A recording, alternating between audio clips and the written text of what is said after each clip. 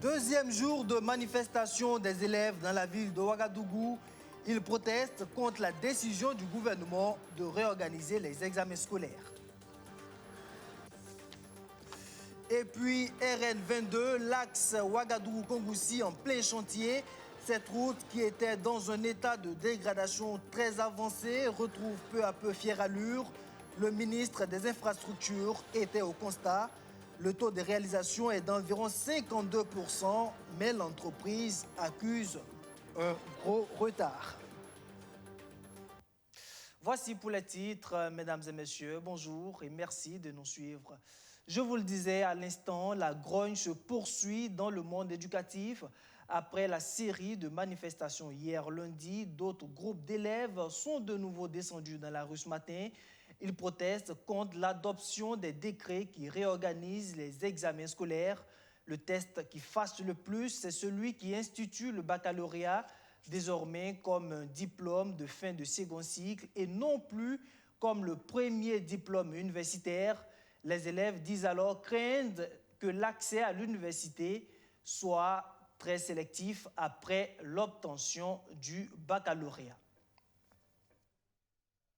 Nous y reviendrons plus en détail dans nos prochaines éditions avec certainement la réaction du ministère en charge de l'Éducation nationale face à toutes ces manifestations. Eux aussi ont maille à partie avec le gouvernement depuis près d'un an. Il s'agit des syndicats et ce, suite à la suspension des salaires de plusieurs agents de la fonction publique. 739 fonctionnaires en tout, dont plus de la moitié sont de l'Éducation nationale, ont été privés de salaire pendant 2 mois pour faire de sit-in jugé illégal par le gouvernement. L'hebdomadaire L'Économiste du Faso revient sur le caractère irrégulier d'une décision validée par le Conseil d'État. Arsène Konditamdi. Fin mars 2020, 739 agents de la fonction publique, dont 415 de l'éducation, avaient connu des suspensions de salaire. En fin avril de la même année, une partie avait connu de nouvelles suspensions sans comprendre pourquoi. Pourtant, l'article 164 de la loi portant statut général de la fonction publique est bien clair concernant les suspensions de salaire. Et aucune des conditions du dit article n'était remplie pour appliquer cette sanction. En parcourant un peu la loi 081, on peut suspendre le salaire d'une personne qui fait l'objet d'une poursuite judiciaire ou bien un conseil de discipline. Mais il se trouve que dans ce cas précis, ils ne sont pas dans cette situation. Mais en creusant davantage, on se rend compte que cette décision de suspendre les salaires de ces 739 fonctionnaires a été prise suite à un avis du Conseil d'État sur les sit-ins du mouvement syndical. Le Conseil a estimé que cette forme de manifestation est illégale et ne correspond à aucun texte régissant la fonction publique. Les concernés disent quand même que même s'il y a eu des sit-ins, ce n'est pas tous les jours. Ils n'ont pas fait les sit-ins pendant tous les jours et ce n'est pas toute la journée non plus. On aurait dû calculer le nombre d'heures non travaillées et procéder à des coupures, à des retenues de salaire et les reverser le reliquat en fin avril. Même s'il n'y a rien. Moi, ils auraient préféré que ce soit cette procédure-là, au moins c'est plus transparent et ça engage plus leur responsabilité. Mais d'une manière générale, taper dans le lot comme ça, ça donne un peu de frustration à certains. Cette suspension reste un point de discorde entre le gouvernement burkinabé et le monde syndical. Au cours d'une conférence de presse tenue le 4 mars dernier, le ministre de la Réconciliation nationale disait avoir de nombreux dossiers relatifs à des tensions entre l'État et les travailleurs. Voici donc une affaire dont la résolution pourrait permettre une décrispation entre les deux protagonistes. C'est vrai que c'est un concept dans lequel on ne peut pas dire exactement ce qui se passe, mais on sent que les Burkinabés veulent aller vers l'apaisement. Si le gouvernement peut trouver des voies et moyens pour, on ne dit pas forcément de reconnaître son tort et de demander pardon, procéder à des réparations pour qu'on aille vers l'apaisement, c'est un sujet qu'il faut vraiment mettre dans la balance et essayer de voir comment on peut trouver la solution pour remotiver déjà ces personnes qui se sentent en marge de ce qu'on appelle la réconciliation, là, pour qu'on puisse avancer. On se souvient qu'afin d'aider les collègues concernés par les coupures de salaire, les syndicats avaient initié des cotisations. Une opération qui a mobilisé plus de 53 millions de francs CFA. À la répartition, chaque agent devait toucher 70 000 francs CFA, mais tous n'ont pas pris cet argent pour une question d'honneur. Restons dans le domaine de l'éducation avec le projet FAST qui entend mettre l'accent sur la scolarisation de la jeune fille au Burkina Faso. Les initiateurs du projet disent constater que la proportion de jeunes filles qui n'achèvent pas leur cursus scolaire est très élevée et ce, ajouté à la crise sécuritaire avec son lot d'établissements fermés, la jeune fille devient dès lors plus vulnérable. Alors, le projet veut jouer sa part. Près de 30 000 filles sont ciblées. Le comité de pilotage a été installé en présence de Benjamin Kwame.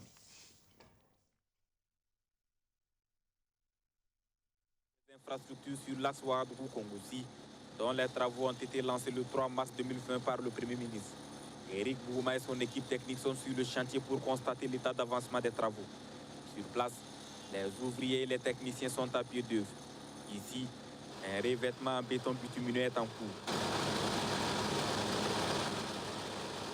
Le taux global d'exécution des travaux est estimé à plus de 52%. Après un tour de chantier, Éric Bougouma dit être satisfait de la qualité et du taux de réalisation des travaux, même si le délai d'exécution peine à être respecté. Les débuts ont été très difficiles. Vous savez que dès le lancement le 3 mars, il y a eu la pandémie du Covid qui s'est installée, qui a rendu quelque peu pénible le démarrage des travaux.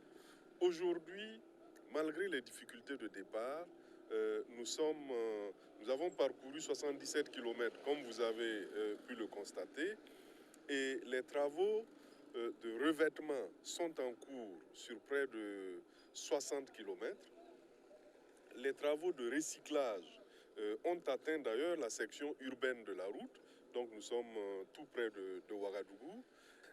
Donc nous sommes satisfaits. Deuxièmement, la qualité du revêtement, comme nous l'avions annoncé lors du lancement, c'est bien du BB, du béton bitumineux, qui est donc mis en œuvre. À Ouagadougou, des réajustements sont en cours pour faire 2 fois 2 voies pour offrir plus de fluidité au trafic urbain. Je dois vous dire d'ailleurs que nous sommes à l'entrée de la ville de Ouagadougou et nous sommes en train de proposer une amélioration significative pour passer en 2 fois 2 voies. Parce que vous savez qu'à l'entrée de Ouagadougou, la circulation est de plus en plus dense et si nous n'améliorons pas notre projet, bien sûr, nous risquons d'être confrontés à une saturation très rapidement. La route nationale numéro 22 Ouagadougou-Kongoussi est longue de 108 km. Le coût des travaux est estimé à plus de 10 milliards de francs CFA. Vous l'avez certainement constaté, l'élément que vous venez de suivre était plutôt la visite de chantier du ministre des Infrastructures sur l'axe Ouagadougou-Kongoussi. Le taux de réalisation est d'environ 52%. Je vous le disais, l'entreprise en charge des travaux a accusé un léger retard, mais le ministre s'est voulu de plus rassurant. À présent, nous revenons sur le projet FAST qui entend mettre l'accent sur la scolarisation de la jeune fille au Burkina Faso. Je vous le disais à l'instant, les initiateurs du projet constatent que le taux de jeunes filles qui n'achèvent pas leur cursus scolaire est très élevé et ce, ajouté à la crise sécuritaire avec son lot d'établissements fermés. La jeune fille, à leur sens, est de plus en plus vulnérable. Alors, le projet veut jouer sa partition. Près de 30 000 filles sont ciblées. Le comité de pilotage du dit projet a été installé en présence de Benjamin Kwame. Renforcer le droit des filles à achever une scolarisation sûre et à temps, telle est la dénomination du projet FAST. Le projet FAST vise à soutenir une éducation de qualité pour les filles et adolescents burkinabés âgés de 6 à 16 ans, eux qui sont dans les zones d'insécurité. Lancé pour une durée de 3 ans, le projet va s'étendre dans les régions du Nord, du Centre-Nord, du Sahel et de l'Est. Et il cible près de 60 000 adolescents, dont un peu plus de 30 000 filles. Le comité national de pilotage installé va suivre la performance de sa mise en œuvre pour un véritable succès. Le comité de pilotage, c'est un organe de gestion du projet qui est prévu dans les documents du projet et qui a pour vocation ou mission de diriger, disons, les orientations stratégiques du projet et donc de donner des directives pour que le projet soit exécuté dans de bonnes conditions et pour que le projet puisse atteindre les résultats. Donc c'est la première session et donc cette instance est extrêmement importante pour le succès du projet.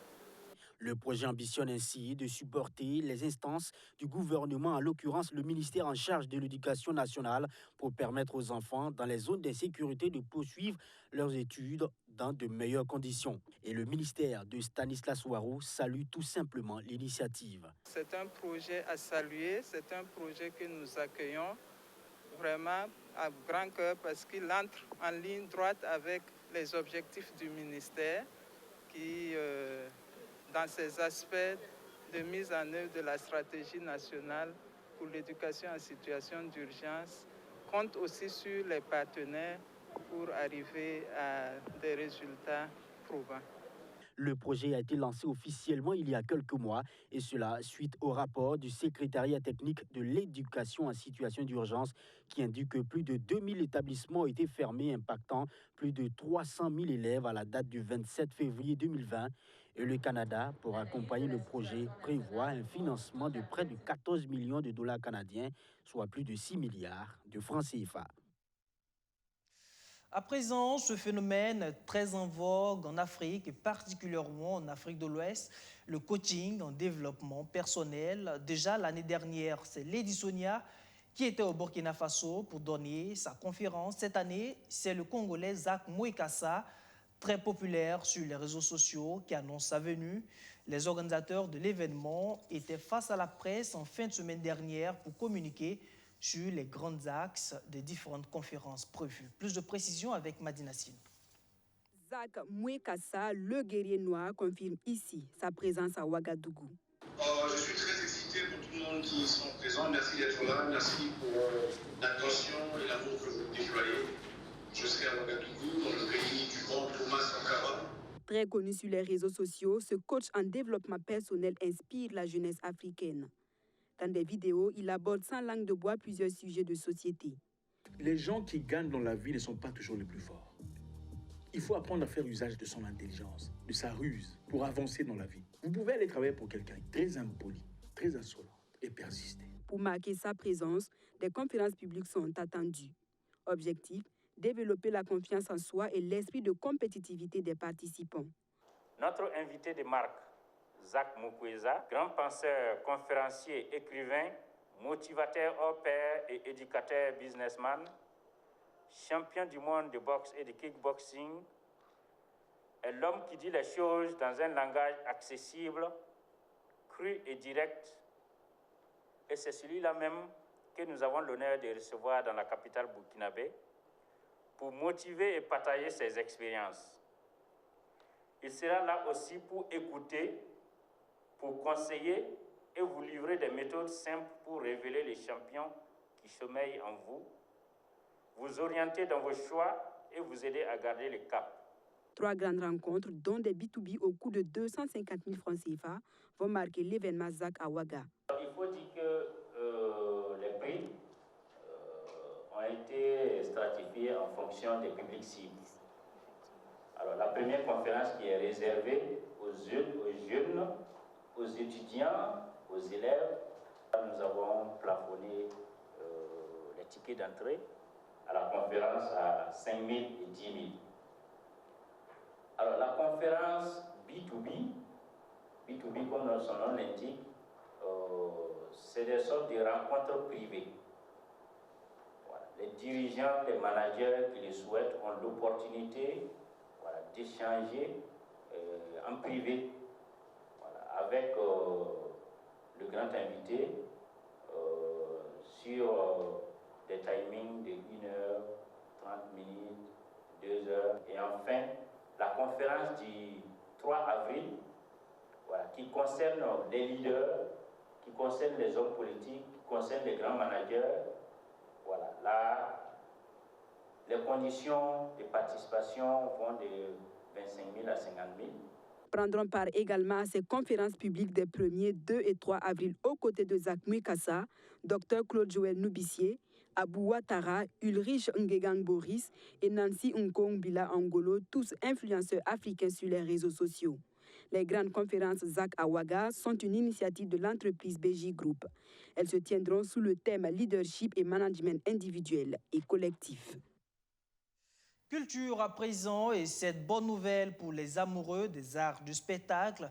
La saison théâtrale des Récréatrales, c'est pour bientôt. Elle sera officiellement lancée le 18 mars prochain à Ouagadougou. Les détails avec Abdou Aziz Sarri. Je ne sais pas si je peux. Depuis quelque temps, je ne veux plus avoir de contact charnel avec une femme. Mais je ne sais pas si ça s'applique à ma propre mère. Je n'ai rien lu là, c'est ta mère. Je ne sais, mais je ne sais pas si je peux. C'est l'histoire d'une terre prise en otage par un groupe islamiste appelé Fraternité. Où est ton voile? Un groupe sanguinaire qui, une fois installé, se met à commettre des exactions, des arrestations et mutilations, entre autres. Pour leur faire barrage, des femmes et des hommes se mettent ensemble pour créer un journal. Je pense néanmoins qu'il faudrait attendre un peu avant de diffuser à nouveau le journal. Avec tous ces contrôles et toutes ces fouilles... En publiant au quotidien les massacres de ces terroristes, ce journal finit par réussir à révolter toute la population qui décide d'en découdre avec les forces du mal. Avec courage, elle réussit à les bouter hors du territoire.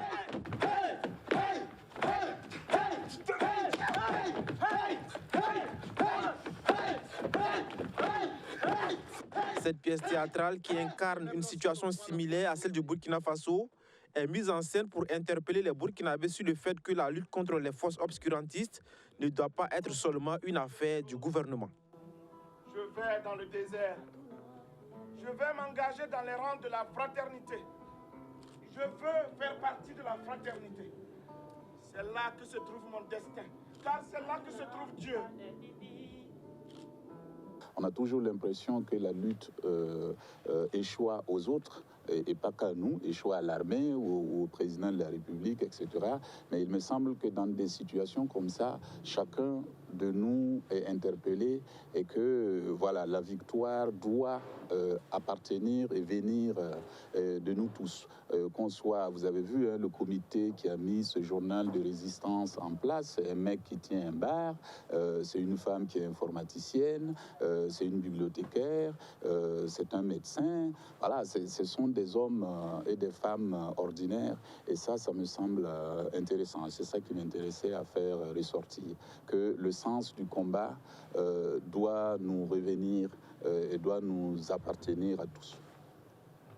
La pièce de théâtre est inspirée du roman Terre Sainte de l'écrivain sénégalais Mohamed Mbouga Sarr.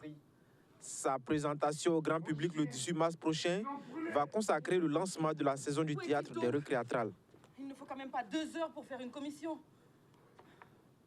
J'espère qu'il ne lui est rien arrivé. Depuis 2017, ce lieu est devenu le théâtre des Récréatrales, en fait. Et donc, ma foi, il a fallu l'animer, penser à ce qu'elle vive, qu'elle continue de faire des propositions artistiques, de continuer de participer à la fabrique de la beauté, et à faire entendre et vivre les poètes ici. Donc, le 18, nous allons lancer la saison du théâtre des Récréatrales avec la première de Terre Sainte.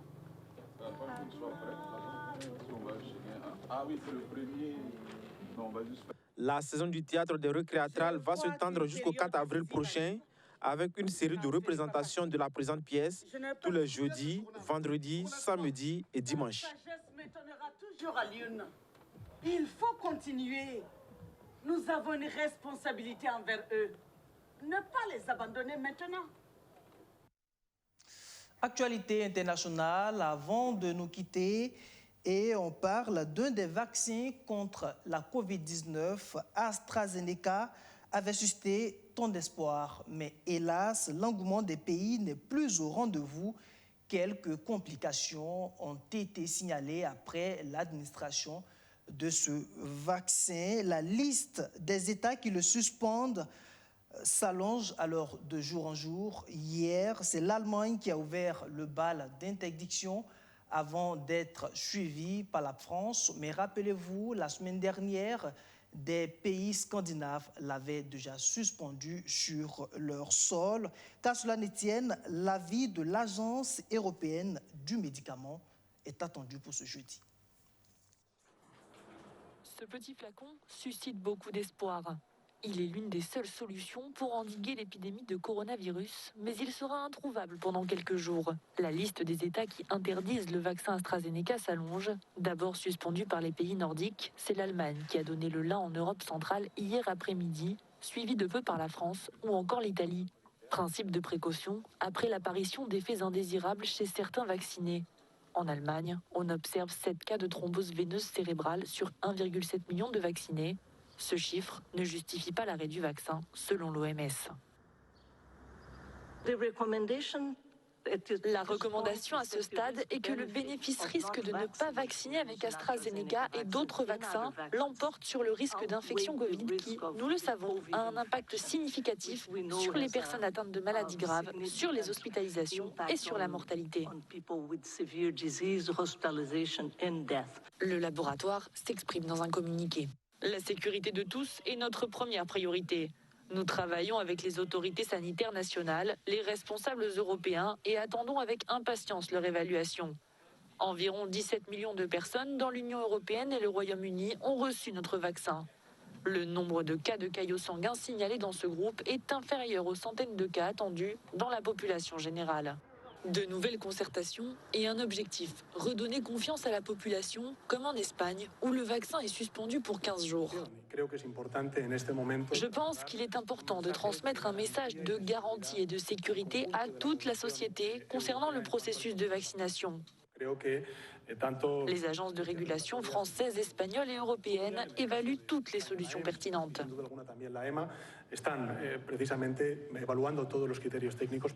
En France, l'enjeu est crucial. Les chiffres de l'épidémie se dégradent. Après avoir accéléré la campagne de vaccination avec les pharmaciens la semaine dernière, c'est un coup d'arrêt. Il y a certaines personnes qui se sont désistées aujourd'hui. Nous, on attend les directives. Bon, là, il y a l'Allemagne, ça fait beaucoup. Donc, on a tous des raisons de s'interroger. En tout, 14 pays européens ont suspendu la vaccination avec AstraZeneca. La plupart attendent l'avis de l'Agence européenne du médicament, rendu ce jeudi. Voilà, c'est ici qu'on s'arrête pour aujourd'hui. Merci de nous avoir suivis. Je vous retrouve demain pour d'autres actualités, si Dieu le veut. D'ici là, portez-vous bien. Bonsoir.